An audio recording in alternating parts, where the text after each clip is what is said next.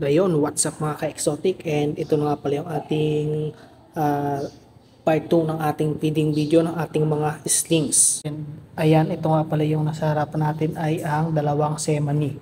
And kakamult lang nga pala niyang dalawang yan nung nakaraan, and ayan medyo maskip na sila sa kanilang lagayan. So pagkatapos pala ng pakain mo sa kanila is i-rehouse ko na sila sa medyo malaking lagayan.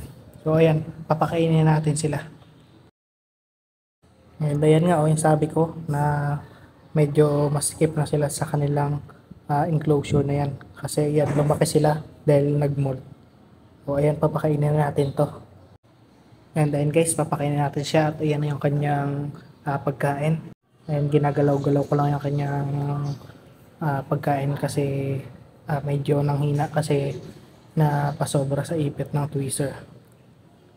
And ayun, di pa rin siya nagre-react.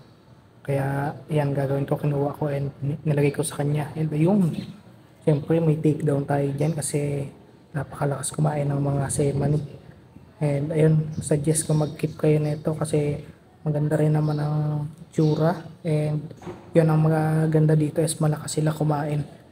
Ang sarap nila lagaan kasi kain sila ng kain. And ayan, dito naman tayo sa isang semani.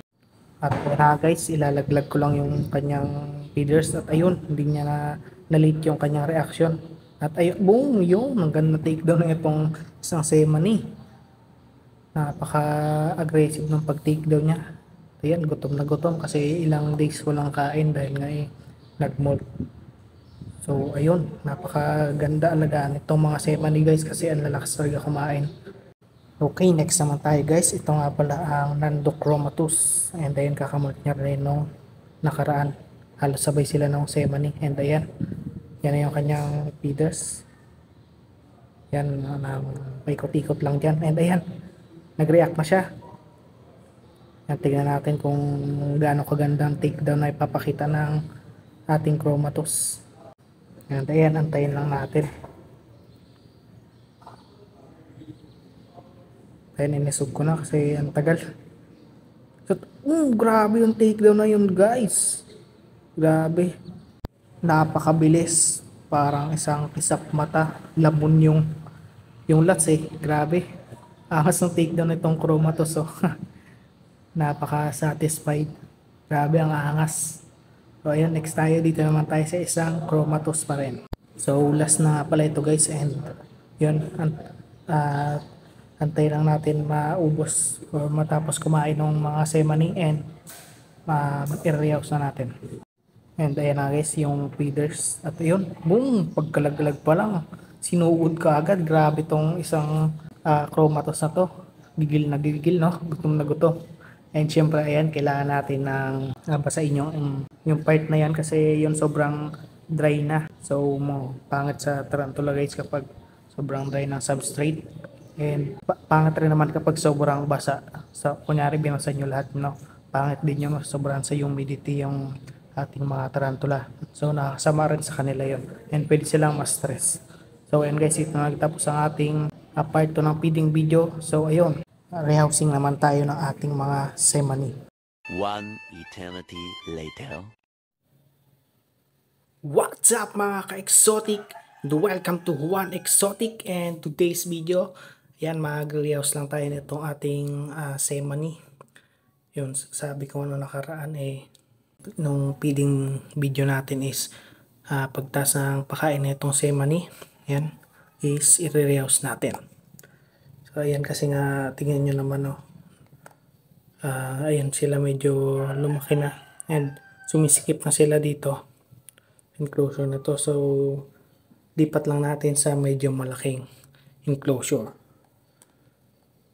Ayan, dito natin sila ilalagay sa microwave na to. So ayan, lagyan natin to ng substrate. So ito nga guys yung yung ating coco pit. Yan. So lalagyan lang natin to. So medyo damihan natin yung taasan natin kasi borrower sila.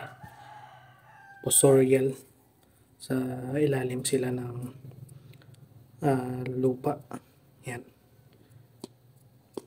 Doon sila nag-stay. And syempre yan, haluan natin ng konting topsoil. Yan, okay na siguro to.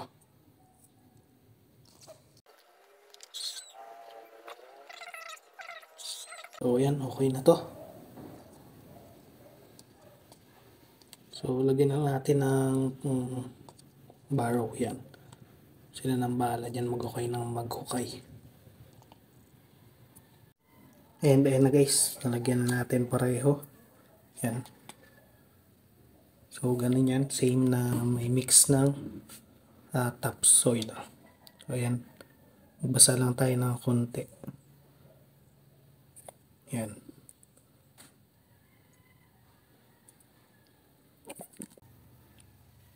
At ayan, kalagay na natin tong ating semani. Yan. Ito siya guys.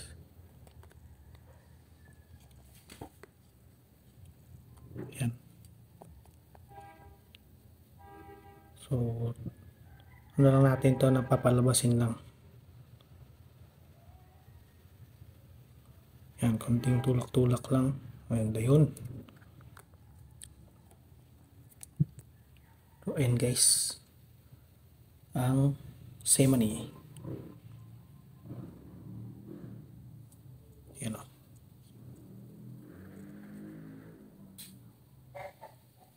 Oops, lalabas pa. Yan ka lang. Yan.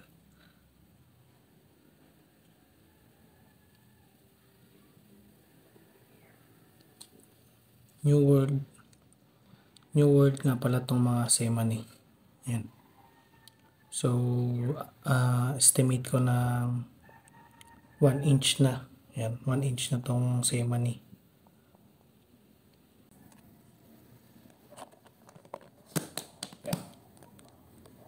Yan, dito na tayo sa isa.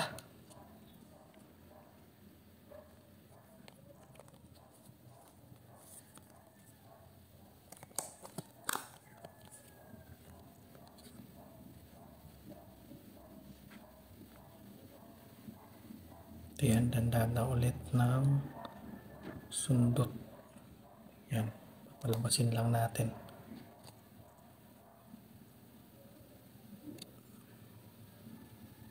Yun. Oops. Oops.